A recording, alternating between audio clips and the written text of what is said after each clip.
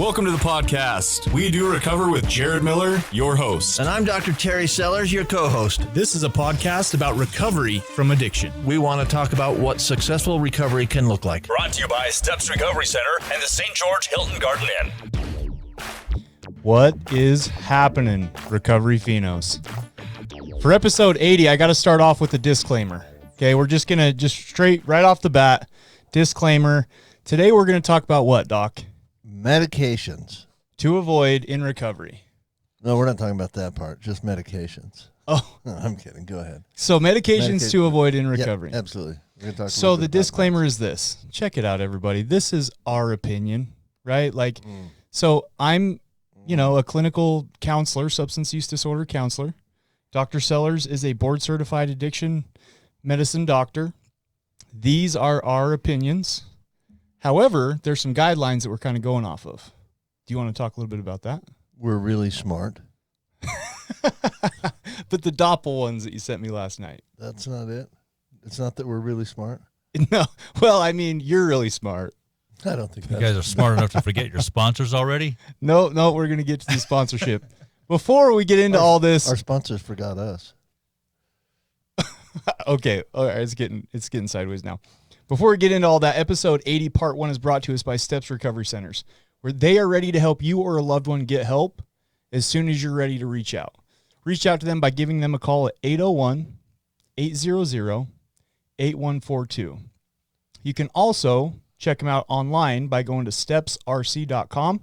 You can live chat. And again, like I say every week, give them a call. Even if you have questions about the insurance, you're just trying to find a place to get into. They network and work with a lot of different treatment centers, so give them a call. Thank you for sponsoring this podcast, Steps. Yeah, thanks, Steps. Yeah. I'm going to walk my statement backwards a little bit. Steps has never forgotten us. Steps has always been solid. Steps is a good sponsor for We got us. a little bit of a resentment with the Hilton. Oh, we're okay. Okay, but you got checked in last night. Yeah. All right. Yeah.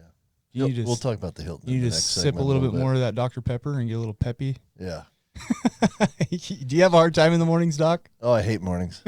I hate mornings. All right. Well, listen, all while he's sipping that Dr. Pepper, let me kind of bring some things out. We have a couple events coming up in the community. So if you're here locally in Utah, check out We Are One Recovery. They are doing an expo up in Ogden at the Monarch Thursday, May 19th from 5 to 9.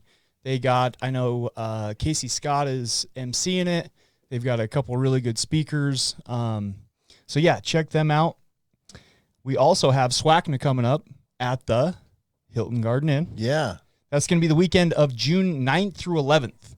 So a couple cool things going on in recovery, in the recovery community. Get out, right? Isn't that part of being in recovery? Yeah. Let me hit you with another one that we haven't talked about, but it's a little early. Okay. But the Sobriety Foundation has their annual speakeasy coming up in October. I believe the date is October 8th, but I'll look that up and make sure and report that in the second segment. But that's a fun event. You went last year, right? Yeah, I went. Yeah. Oh, it was so fun. Yeah, there's a theme. You dress up. Yeah, it's kind of fun. A delicious dinner. Great food. This year they got I'm not sure who the musical artist is, but Todd Sylvester is going to be speaking. Todd Sylvester is going to be one of our keynote speakers. Absolutely. Yeah. So that'll be good. That'll be way cool. Yeah, I think it'll be fun. It always is, but I think it'll be really fun. Have you heard of what we're planning on doing for 2023? We had a Sobriety Foundation board meeting Tuesday night. Cool. It was one of the big topics. Cool. Yeah. Recovery Concert 2023. Yeah, it's going to benefit Sobriety Foundation, but it's basically going to be all put together by Jared L. Miller. I made up his middle name. It's not L. Okay. Right. Yeah, no, that'll be fun, man. I'm just excited to do like a recovery concert here in Utah. Yeah, that should be fun. Yeah. So cool. Well, let's jump into our topic today. Medications to avoid in recovery. Obviously, we're not jumping into topics. I'm not ready. Well, it's episode 80. You're going to have to sip that Dr. Pepper a little quicker. I'm excited. I'm just not ready. Okay. It's episode 80. I think that's kind of cool. So where do you want to start? Milestone right there. That is. You can lead in if you want. That is. That's a really good milestone. You can lead in. Let me start with this because this is where you're from your disclaimer. Mm-hmm. I was given early on in recovery, I was seeing a psychiatrist up at the University of Utah. Her name is Beth Howell. Beth Howell is famous and smart, both. She was the president of the American Society of Addiction Medicine, which is a big deal. And I was seeing her because the Division of Professional Licensing wanted me to see her. And one of our visits, she handed me a sheet of paper which said medications to avoid in recovery. Okay. And so I read through that, obviously, and then completely ignored it for the most part. Right. And so this is why I mentioned the disclaimer, is because I actually disagree with a few of them, of the meds she handed me. Now, she's smarter than me. There's just no question in my mind. Like, I'm not trying to be humble. She was the president of the American Society of Addiction Medicine. I'm a member. That's all I got. Fair enough. Fair right. enough. And so we're going to talk about a bunch of different medications here, and some of them I disagree with a little bit. So I think the thing to keep in mind is whether a lot of people get tripped up when they think that prescription medications somehow are safe because they come from a doctor. Mm-hmm. I mean, that's how a lot of great people's point. A great place to start. Yeah, addictions get started, right? Right. And so if we're in recovery, the last thing we want is for something to jump out of the weeds and bite us that we don't see coming. Mm-hmm. That's the point of kind of today's episode. Trying to point a few things out. And listen, it's getting crazy out there. It's getting pretty serious. You know, I don't follow too many other podcasts and people just because I want to make sure ours is original and make sure I'm not duplicating what other people are saying. Sure. But Coach Blue, this morning I saw him on a Go Live, and he's talking about how fentanyl is just tearing it up right now. For sure. I mean, right now it's the number one killer between ages 18 and 45. Mm-hmm. Last year there was 107,000 people that passed from an overdose. Correct. It's crazy. Which is a number, we've talked about that number before. That number was stuck right around 70,000 for about 4 years. It was like 70,000, 72, 73, 71. And then suddenly with the pandemic, we've shot up over, after being stuck at 70, basically right the same number for 4 straight years. All of a sudden, we're 30,000. Since 1999, there's been over 1 million deaths just in the United States alone from an overdose.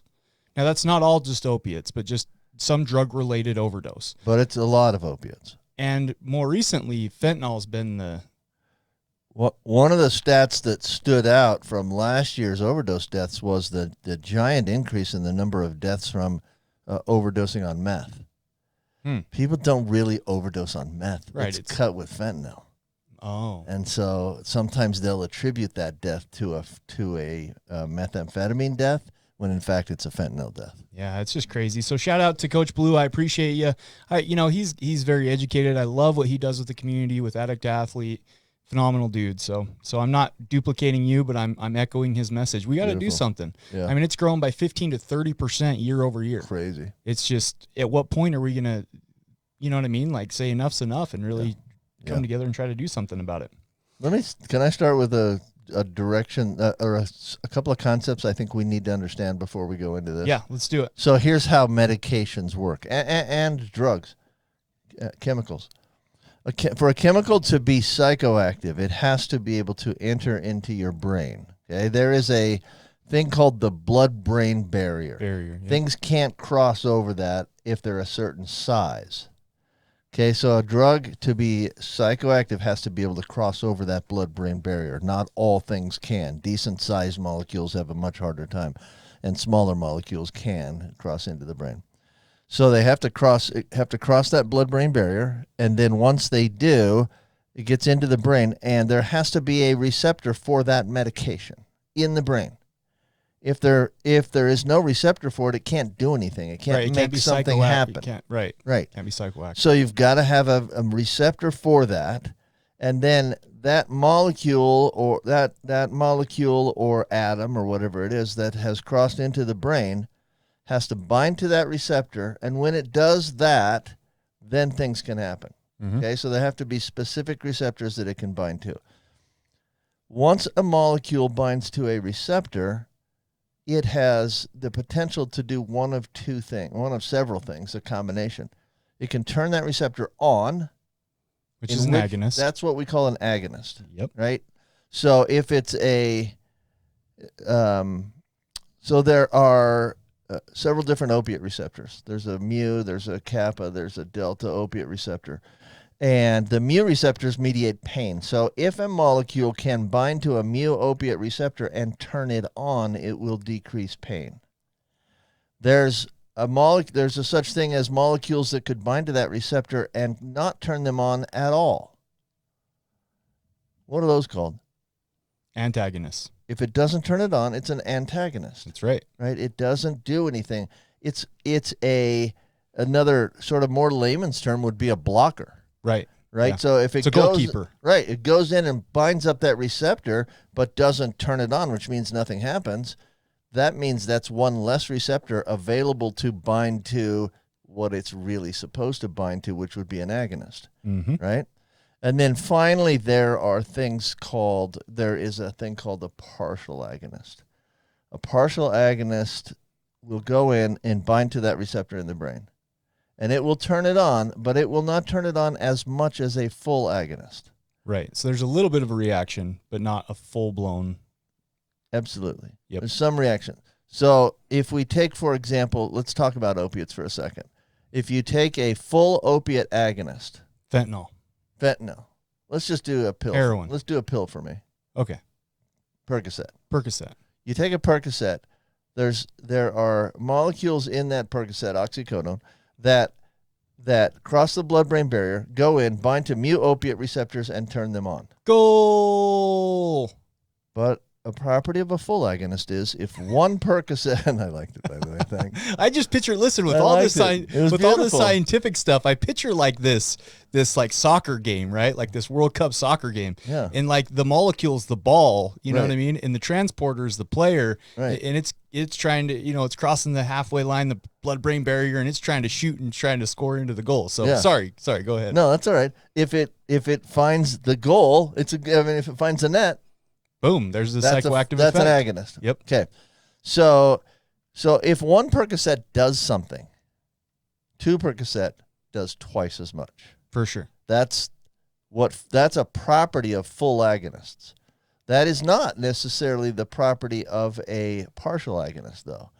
If one does something, so a partial agonist that we know, we in Suboxone. recovery know, is buprenorphine, which is the active molecule in Suboxone. Mm-hmm. Buprenorphine goes into the brain, binds to a mu opiate receptor, and turns it part of the way on. Tickles it a little bit. So it does some benefit. Buprenorphine can provide pain relief. It can also provide some euphoria. Mm-hmm. But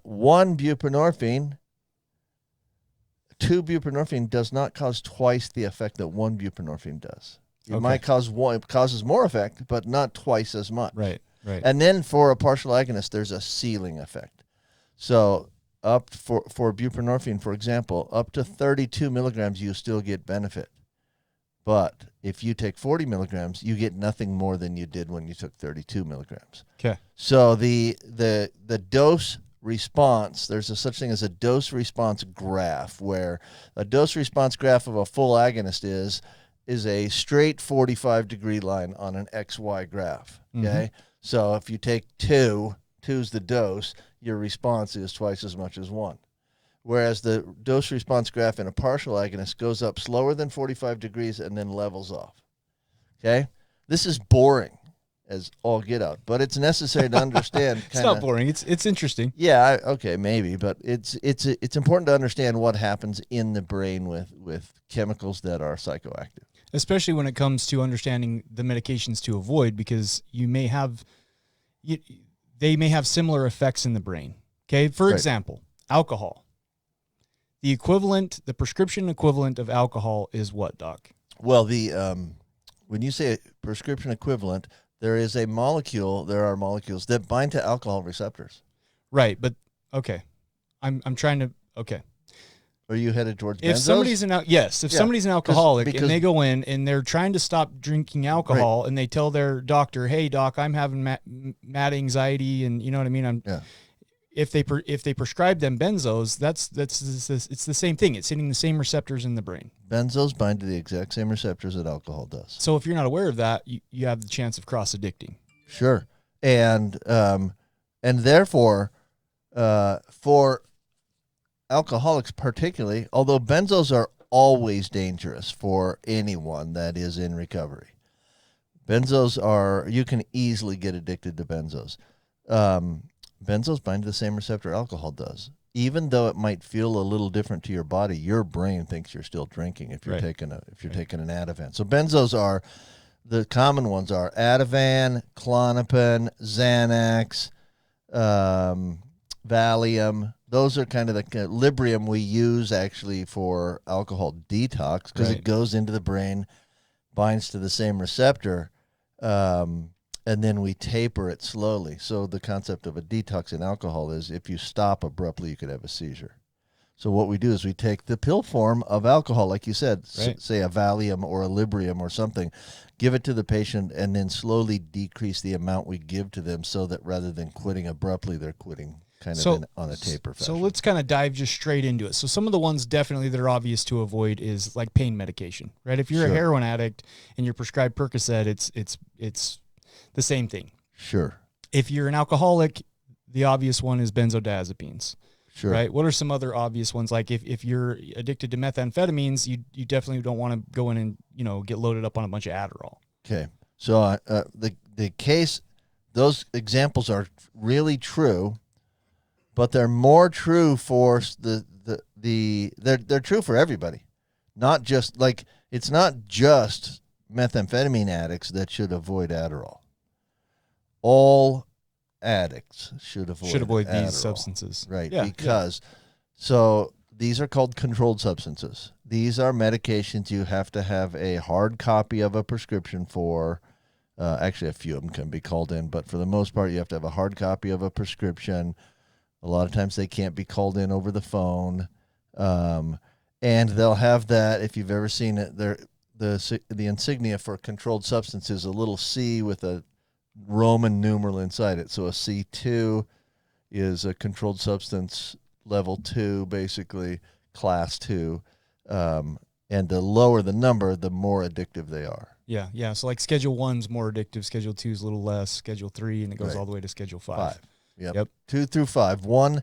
There's 1 through 5. You're right. Yeah. 1 is all illegal. Like you can't write a prescription cocaine. For 1. Right. I can't write you a prescription for cocaine. Well, I could, but so what are some of the other ones? Heroin. Yeah, all the illicit drugs. Right. Yep. So and then even in class 2, that's when the opiates really come in. Like even marijuana on a federal level. Schedule 1. Right. Yeah. All right. Well, so those are kind of some of the obvious ones. Are there some that are not so obvious? Well, first I want to go back a little bit. Sorry. Okay. You're okay. Yeah, I'm a little scattered this morning because I'm tired, but it's okay. I'm having a good time. One of the things I think that we need to know about the addictive substances is they all share some things in common. The one thing, and I've talked about this on the podcast a number of times, all addictive substances go into the brain and bind to receptors in the brain in several areas, and they cause several different types of reactions. One of them is all addictive substances cause the midbrain to release dopamine. Mm-hmm. Dopamine is that feel-good chemical that whatever you do in your life that feels fantastic, it's because dopamine was released from your midbrain when you were doing that activity. Okay, so that's all addictive substances release dopamine. Don't they also release norepinephrine? They can. Not all of them, but some do. Yeah. Okay. And then the second thing is, another hallmark of addictive medicines is you can develop tolerance to all addictive medications. And the tolerance is that phenomenon where if you, if you take X amount of a drug for 6 months, at the end of that 6 months, the amount that you took 6 months ago isn't working as well because you've started to develop tolerance to it. And physical dependency. That happens, and physical dependency is another sort of hallmark. All of those things you can become dependent upon. Yeah. And that happens because of those same receptors I was talking about. Your brain, when it gets bombarded by a certain chemical, if it just keeps seeing that chemical over and over and over, does a process, and this is really only for addictive chemicals, does a process called downregulation, where it stops making so many receptors for that substance. Because the body's constantly brain, body, same thing. It's Yep. constantly trying to achieve homeostasis. Right. It wants Right. everything to be stable and the same. Yeah. And so, So what happens in the brain is you keep dumping all these massive amounts of dopamine. They're getting these huge dopamine spikes. And so it's going to raise that level up, increase tolerance. But then what happens when you don't have it? Right. That's a long drop from the top. Right. One of the important things that people need to know is our brains were not built for that much dopamine. For the amount of dopamine released by fentanyl, our brains were not built to handle that. And that's what causes the hijacking. That causes the hijacking, and that's why our brains downregulate, because it knows that's not good. That much dopamine is not a good thing, because guess what? I mean, you see what happens when people release that much dopamine for a Sure. long time. Sure. So your brain's trying to keep you alive. Yeah. So, okay. Now I've gotten, I think, most of the science out that I wanted to get out. Now let's Which I talk think about is some important. medications. I think is important because all the time most of the time we have people come on here and they tell their stories of recovery, and a big theme is cross addiction. Right? I got strung out on pain pills. I switched over to heroin. I tried coming off the heroin, and so I started using cocaine or methamphetamines to get off the heroin and yada, yada. And it goes like this, right? And what's funny to me is when people have like multiple clean dates, right? They're like, I've been off meth for 6 years, and I've been off alcohol for 4, and I've been off opiates for 2. And it's like, it's all the same stuff. Right. It's Right. so That it's just final- to understand for the people that don't really get it, maybe it's all the same. That final common pathway of releasing dopamine in the midbrain is the same for every one of the drugs. So you're right. You and I on this podcast have heard this multiple times, but also if you just go outside and talk to people who have had addiction problems, you'll hear this story. You know, I was using meth to get off of heroin. Right. Okay, now you're a meth addict. So great, good job. Now what are you going to use to get off the meth? Heroin? Well, listen, we got about 3 minutes left here, and before we get into maybe some of the more uncommon ones or ones that you wouldn't always think of, I want to get your opinion on something because, you know, we've done a medication assisted treatment episode before. Right. However, working in the industry, we both work in recovery, right? Treatment. Mm-hmm. A big controversy is the Suboxone and the Subutex thing. Sure. You know, like because it does have that partial agonist. Yeah, So absolutely. it does activate the brain a little bit. It does, for sure. So where do you sit on that scale, Doc? Oh, you know, that's a personal opinion. So that's something I want, you already did the disclaimer, but this is a very personal opinion because the general, the powers that be in the treatment industry all want us to be really pro Suboxone, right? I'm not anti Suboxone. I don't think I might be underestimating myself, but I'm not anti Suboxone. I just don't think it's for every single opiate addict ever.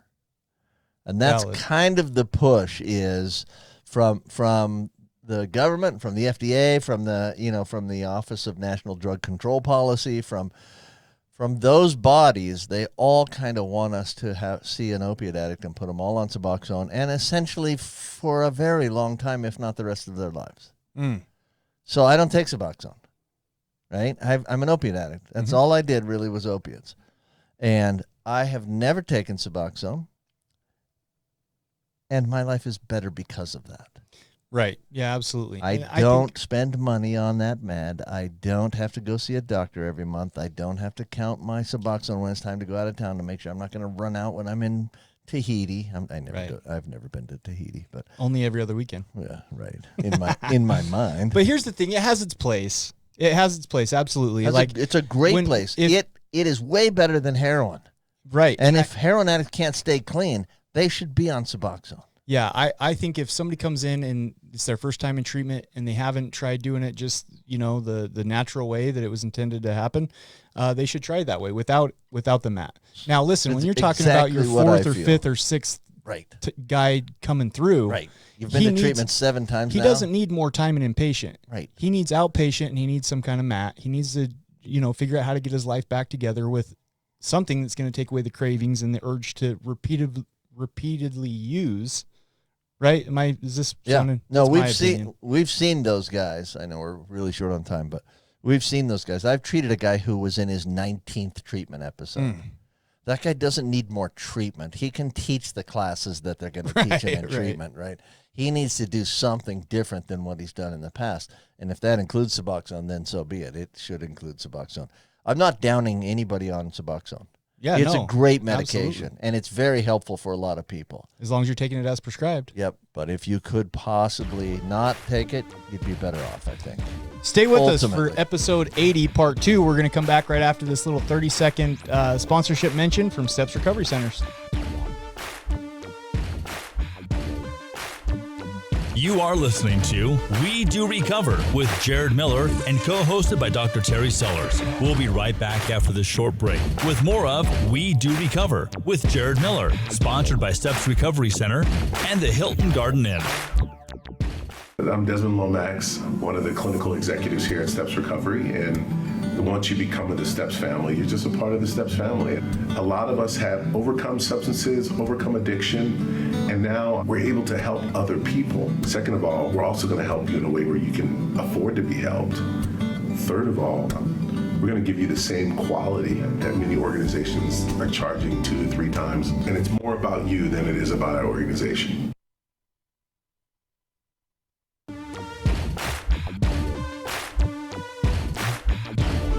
We welcome you back to We Do Recover with Jared Miller, co-hosted by Dr. Terry Sellers.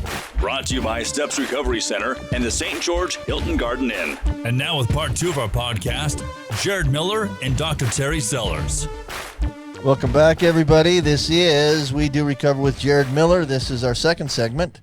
Everyone knows by now, if you've listened, our second segment is sponsored by the Hilton Garden Inn. The Hilton Garden Inn is, I stay almost every time I come down.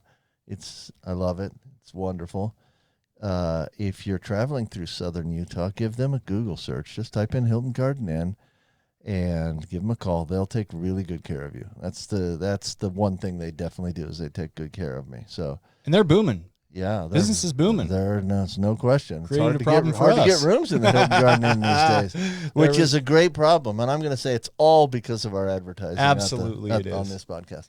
We- But they're good. They've been really good to me, and so give them a shot. That's a good hotel. Yeah. We have another sponsorship. Oh yeah, Episode 80, part 2 is also brought to us by Recovery Strong. Recovery Strong is all about fighting addiction and strengthening recovery. There's a stigma out there. Be a part of overcoming that stigma. Go to Recovery Strong, click on their gear tab. They have some really cool hoodies. I'm rocking one of their hats today on this episode. They have some t-shirts, really cool stuff. So let's show Recovery Strong some love. Go to their website. If you type in We Do Recover 15, it saves you 15% off when you check out. Thank you guys for both establishments for sponsoring this podcast. yeah, beautiful. They help us do this, so that's nice. You know what we forgot? Yes, I do. What did we forget? Sean, you got a little thing? It's like Jesus finally told my dad he's good enough. And good. We forgot new and good. Forgot new and good. So to start us off, Doc, what's new and good? New and good. We're coming up on golf tournament season. Oh, yeah. Yeah, I love the golf tournament season. So I've got a tournament next weekend down here. So that's fun. I'm coming down with John Red, who's going to be on our podcast, and Ryan Brown, who's also going to be on our podcast. In the future, the dates don't line up for next week. We'll talk about that, though. But yeah, we absolutely look forward Are to we it. not doing a podcast next week? Not Thursday to be night? announced. Okay. To be announced. Great. Sorry, I didn't mean So- to bring up some controversy. No, you're fine. Funny story. I went golfing with Dr. Sellers, and he pointed out that I was either using a female set of clubs or a junior set of clubs because my This clubs guy- were short. You should see this picture. This guy, right? If you guys know both of us, you should see this guy, Jared Miller, who's like, way wider than me. He's not taller than me, but he's definitely thicker than me. And he's got this little tiny set of clubs that look like, it's a cartoon almost that he's swinging these things. And Jared doesn't play a lot of golf, so he wasn't. There's a club right there for you. A left-handed putter? A left-handed putter. Very nice. So yeah, I got that set. Backwards putter. I got that set when I was in college as like a college graduation That's gift. nice. Apparently, mom and dad didn't know what size to get me. Yeah, so we're going to have to get Jared hooked up with a better set of clubs. But Let's hear from Sean. okay, so that's new and good. It's golf season. Sean, what's new and good? Okay, I got to show you this. Let's see. I want to show you my club because my club's really cool. So go over here. Apparently, the golf is the thing today. You gotta back up just a little bit. I think that way. Yeah. Yes. It's a weird sort of reverse putter. Like you hold it sort of normally, but then the club goes down and the club face sticks off of the left side of the club rather than the right side. Here? It's a backwards It's called putter. the flip flop. It's got a flip flop. I found that at a flea market for $2.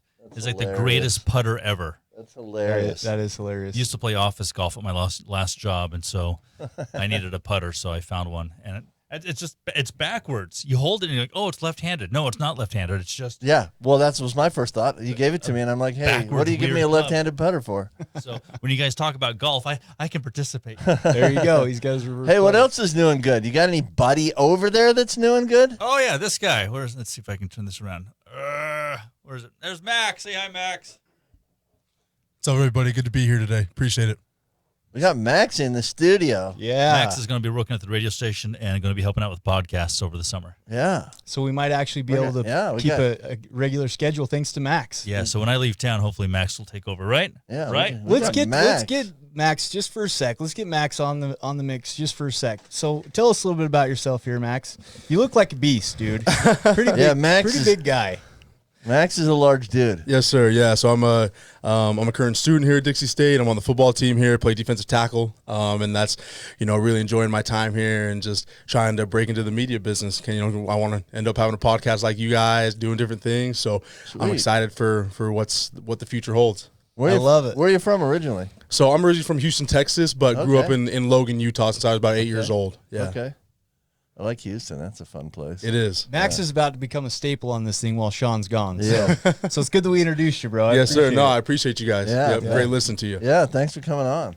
All right, If we you got don't Max. listen to We're gonna have some more of Max as this season rolls on. If you So- don't listen to this podcast, we're gonna send Max after you. To Yeah, that's tackle right, you. right. Because he looks That's like he can do right. some damage. you guys don't give us enough likes, Max is going to show up at your door. And he's a defensive tackle, ladies and gentlemen. Yeah. Means he's quick and strong. So, Yeah, I can do a little bit of damage sometimes. So. particularly if you're a quarterback, you can do some damage. Yeah, but What's new and good, Jared? new and good for me. Let's see. So next weekend, I won't be here. I'm going on a fishing trip with my family. So every year, like my cousins and uncles and brothers, we all get together and do a Jason Miller annual fishing trip, just kind of in memory of. Your brother, yeah. Yeah, my brother that, Cool. that passed away from an accidental overdose. So I'm excited for that. That's going to be super fun. It's always good to get together. Like we got like a trophy for the biggest fish. We got That's like, fun oh stuff. yeah, it's a hoot. It's fun when we all get together. I got a brand new rod and reel. I'm telling you, this year I'm taking home the trophy. It's Wow. coming. We're going to Panguitch Lake. Wow. Oh yeah. Listen, I know you're a golfer. I'm a fisher. I love fishing. Yeah. Fisherman. Yeah. I like it. Yeah. You know, that reminds me of a story, and I know we got some drugs to get to, but that reminds me of a story, and maybe I've told this to you on here, but Eric Clapton, No you know idea. who he is? No. Sean, do you know who Eric Clapton is, please? Wait, Jared, did you just say you don't know who Eric Clapton is? I don't. Okay, I just took away all your new and good, Thank so you don't you. get to do that anymore. Thank What, you, don't know Sean. who Eric Clapton is? Clapton is. Wow. Well, there's a. Wait. Max, you know who Eric Clapton is? I do not know who Eric Clapton is. My bad, guys. Man, listen, Sean. we don't keep up with you Sean, old let's- folks. Yeah, sorry. Let's kick these guys out.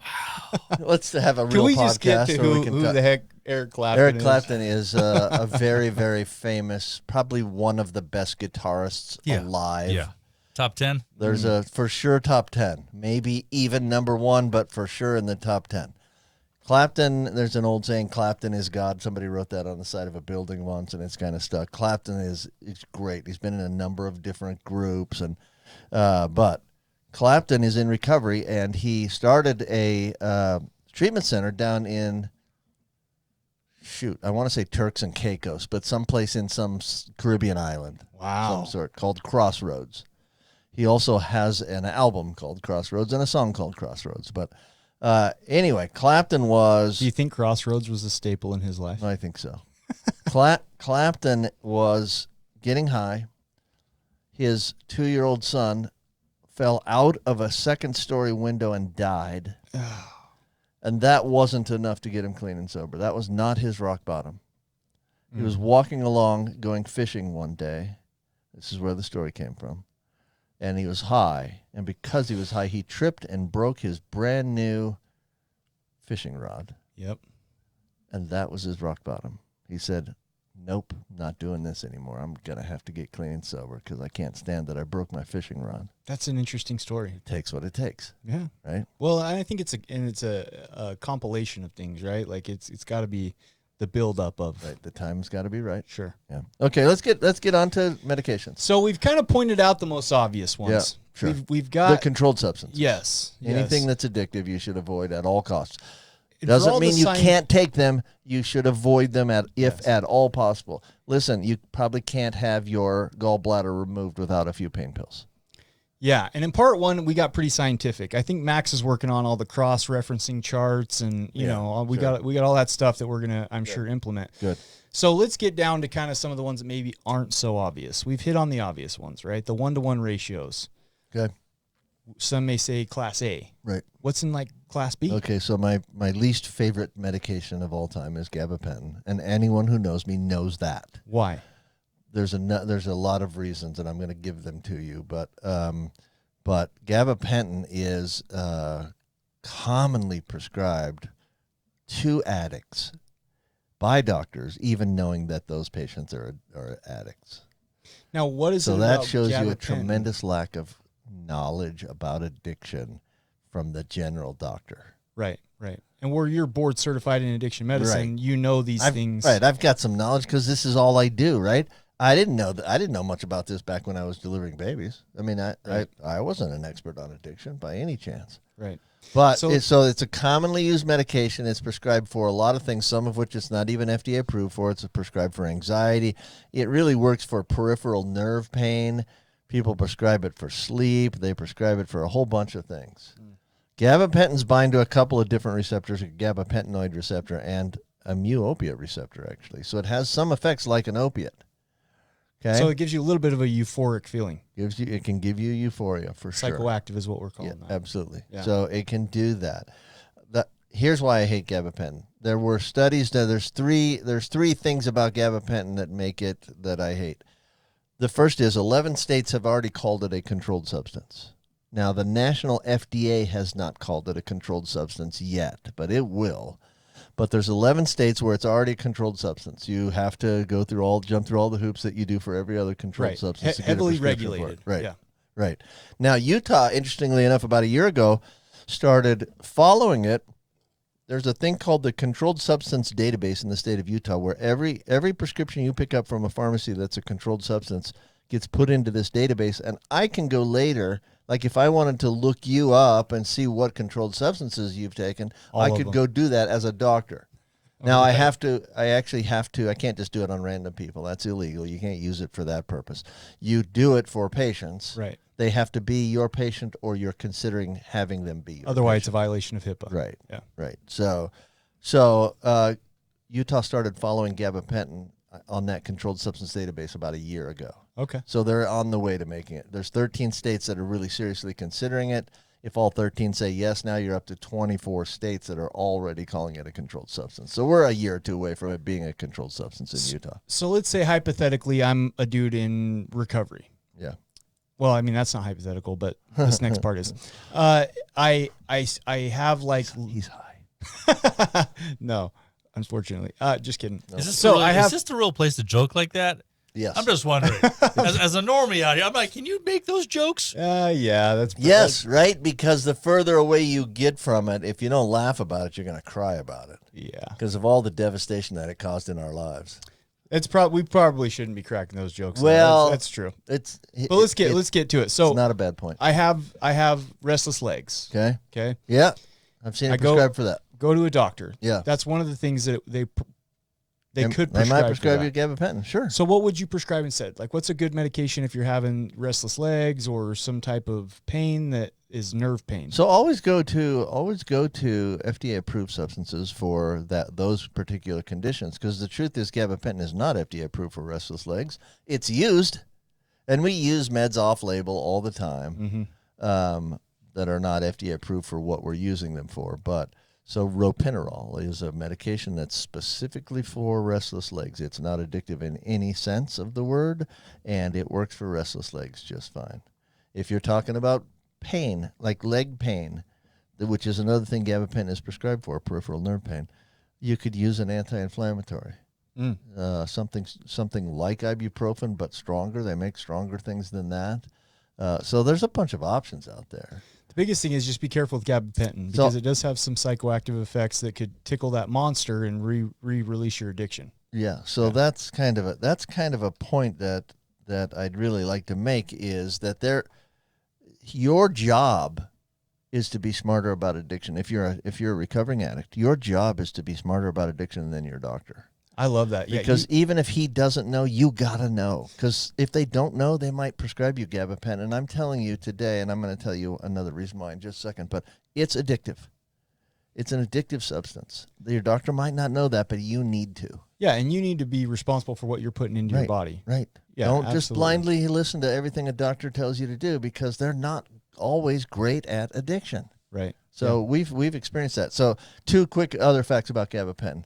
Study done in 2017 where they took opiate addicts coming out of treatment and they split them into 2 groups. One group was opiate addicts coming out of treatment that were not taking gabapentin, and the other group was opiate addicts coming out of treatment that were taking gabapentin. They followed them for 3 years. 4 times as many people in the gabapentin group were dead at the end of that 3 years compared to the group that weren't taking gabapentin. So what that study says to me, and this is my interpretation, but that study dead says from an overdose. That's how opiate addicts die, right? Right. Yeah. Overdose. So what that says is gabapentin makes opiate addicts more likely to relapse. Yeah. That's what I got out of that study. Yeah, I could see that. Okay, so and then the last thing I hate about gabapentin is there also was a study in 2017 where they looked at gabapentin and Lyrica, which are both very similar meds, and showed that both gabapentin and Lyrica decrease your brain's ability, the speed at which it forms new synapses. New synapses are new connections between nerve cells. Okay. Gabapentin slows that process down. I can't afford that. Like need, I'd like for my synapses to be firing pretty well and forming. You need to form new synapses to form new memories. You need to form new synapses to heal any damage from either physical trauma, even emotional trauma in your brain. You need new synapses to do that. Gabapentin slows that down. I can't afford that. Yeah. All right, what else? Okay, so let's talk Gabapentin, about people, stay away from it. some classes of medications now for a second. Okay. Sleeping pills. Okay, there's a bunch of different medications that are used for sleep. And one of the things I think we ought to pay attention to when we're talking about sleeping pills is motivation. Okay? What do you mean? Why are you taking the sleeping pill?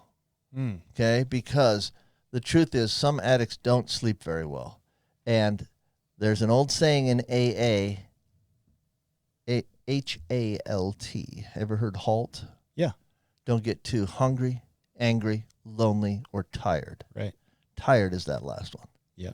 There's a lot of opiate addicts. There's a lot of addicts, but opiate addicts are notorious for this, that don't sleep very well unless they're high on heroin, and they sleep great. Sure. Right? And so if you get out of treatment and you're no longer going to do heroin in your life, but you're still not sleeping, you're more likely to relapse, as that HALT says. You're more likely to relapse when you're hungry, angry, lonely, or tired. If you're not sleeping well, you're tired. So you're more likely to relapse when you're tired. So I think it's really important when people are in treatment that are not sleeping well, it's important in treatment that we find something to help them sleep well, something not addictive, but something to help them sleep well, because if they don't sleep well, they're more likely to relapse. So I'm not against all sleeping medications. I take a sleeping medication myself.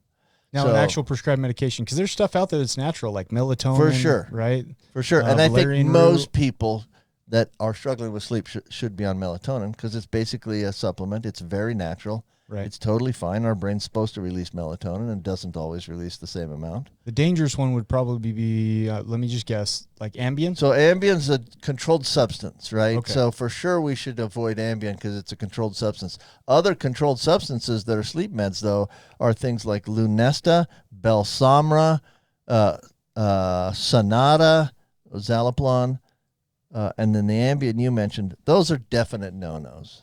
Like, now, they're why is addictive. that? They What is release it dopamine in your midbrain. Oh. They make your midbrain feel like Now, the way to get the most dopamine from those is you take a sleeping pill, but avoid going to sleep. People try So to that's stay how people awake abuse through it. Ambien so they can get the little Sure. bit of a buzz. And that's where it comes in where I said, you check your motivations. Because, frankly, there are a bunch of other sleep meds that are not addictive. Trazodone, for example, which is something I take. Trazodone's not addictive, right? But if I'm taking Trazodone in the middle of the day and trying to stay awake and just kind of getting to that point where I'm so tired, that's something addicts kind of like that feeling of being like right on the edge and just kind of dozing off and planting their face in their spaghetti and all that stuff. And if that's my motivation for taking a sleeping pill, It's bad motivation. you're headed down the relapse path. Yeah, for intent sure. intent definitely. Yeah, that's important, right? So if you're taking a Trazodone, going in and laying down and going to sleep, there is nothing wrong with that. But you got to be careful with sleep pills because we love sleep, and sometimes we love the feeling of being right on the edge of sleep. And if that's what you're going for, that's the wrong motivation. That's an addicted brain right there. Well, and too, maybe like the point of this episode, I was hoping would be for people to listen to it and just gain some knowledge about stuff. Like you were saying, it's your responsibility to know what you're putting into your body. Right. And the last thing anybody wants is to have, to wake up that addiction monster and go from taking Ambien to fall asleep to back into their drug of choice. Yep, right? absolutely. Yeah. Those things that we use addictively make us more likely to use the thing that we love and use it addictively. It sounds though like you can Google scheduled drugs, right? You Absolutely. can Google Yes. non-psychoactive medications. Right. So in everything we've talked about, really what it sounds like, besides the gabapentin, is you just need to pay attention to what classification of drug it is that you're about to take. Is Yeah. that fair to say? Yes, but the second thing you need to pay attention to is your motivation to take the drug. Yeah. If you're taking it to get right to the edge there where you're just kind of, that's not the motivation. If your motivation to take a sleeping pill is because you're not sleeping well at night and you're going to take it, you're going to go lay down and get some sleep, great motivation. Right. But if Yeah. your motivation is to take it in the middle of the day and get all woozy, and clearly you're on the wrong road. Yeah. Okay, next class I would say is cold medications, but it's for some of the same reasons. A lot of cold medications make you pretty tired. Benadryl is in a lot of cold medications, for example. Benadryl is one you got to be a little bit careful with. And again, motivation. There's alcohol in some cold medications, like the old NyQuil. You can now get NyQuil without alcohol, but all the old NyQuil used to have alcohol in it. It was 10%. Helped you fall asleep? It was 10%, but listen, have you ever heard of a desperate alcoholic drinking Listerine, which is way less than 10%? Yep. Yeah, so it'll do in a pinch if someone's wanting to get a buzz. You got to drink a bunch of it. But even if someone doesn't have that intention and they just are trying to take cold medicine because they have a cold. And well, if you're an next thing alcoholic, you you probably don't want to put alcohol in your system. Yeah, it wakes It'll up that. tickle that brain. Yep, tickles that addiction brain. Yeah, for sure. So cold medicines are one to just be careful with. Be a little bit on the careful side. Sean's got a question. I got to jump in here. Yeah. So, Family Ties episode years ago, Tom Hanks was the drunk, addicted uncle. Do you happen to remember this one? I don't. This is like the one episode. I know of Family Ties, but I don't remember it's this episode. Stuck with me forever. So he was an alcoholic. Okay. And there's a scene when he's rummaging through the. He's trying to find alcohol. He's trying to find medicine. He's trying to find. He downs a whole bottle of vanilla extract. Mm-hmm. And that's just. 30 years later, it's like burned and seared into my mind. Just how bad he's like. Just I need something. Right. Vanilla extract. I've heard of it. I've heard of people. Vanilla extract used to have alcohol in it. Some of it still does, but it's like 4% alcohol. Like that's desperation. Yeah. So right. The things that we have seen in treatment is sometimes people using, like alcoholics particularly, using hairspray or hand sanitizer because they have a tiny bit of alcohol in them, and that's the desperation of the disease. Like that shows you how desperate people can become. For sure. And it shows a mental obsession, right? Because it's not like we have medications. You know this firsthand. We have medications to help ease them into their recovery. It's that they can't get over that mental obsession of wanting to feel intoxicated. Absolutely. Scary. Absolutely. Okay. What else? I was just going to say the most obvious one that you've talked about to me when you said cold medications is, don't some of them have codeine in them? Yeah, they have. Isn't that lean these days? It's hard to get. but there are prescription cough syrups with codeine in them for sure. Yeah, so be careful. You can't get it over the counter, but there are definitely prescriptions, and we're talking about some prescriptions. Gabapentin's a prescription. Yeah. So yes, you got a bad cough, and it turns out codeine is a cough suppressant. That's probably not your cough suppressant. There's other things that will be helpful. Codeine's a good one, but it's probably not a good one for somebody that has an opiate addiction or any addiction. With the last minute, just wrap it up. Give advice to somebody. I mean, the topic, medication to avoid in recovery, what would your advice be to somebody if they had questions? Well, the things that we've brought up already. One is educate yourself. Make sure you know what's in the medication so that you can decide if it's for you or not. You're responsible for your own treatment. Right. Don't expect your doctor to know everything about addiction because, frankly, they should, but they don't. Yep. There's a lot of doctors that are naive about addiction. So educate yourself, know what you're putting in your body, and then advocate for yourself. Now, here's a final point. That's what I was just going to say. Don't be afraid to ask questions. Yep. Here's a final point I think that's really important is the advocating for yourself thing. You have got to go in and tell first of all, your doctor should know you're in recovery. Scares a lot of people because a lot of doctors freak out and I'm not going to give you anything. Got to be transparent. I want to point out taking an antidepressant is totally fine in recovery. Please, people, there's a lot of mental illness in addicts. Please take the medications that your doctor prescribes, but know what they are. Yeah, absolutely. Absolutely. Hey, this is what's great about having somebody who's board certified in addiction medicine coming on. I don't know too many other podcasts that can put out this type of information. Thank you guys so much. Please help us share this. Comment, like, share. Thank you for joining us today on We Do Recover with Jared Miller. Help us spread our message of hope. Like, comment, and share. If you have any topics or ideas for future shows, please share that on our Facebook page. That Facebook page is We Do Recover with Jared Miller. If you or a loved one needs help, please reach out to us. Again, thank you for listening. Brought to you by Steps Recovery Center and the St. George Hilton Garden Inn.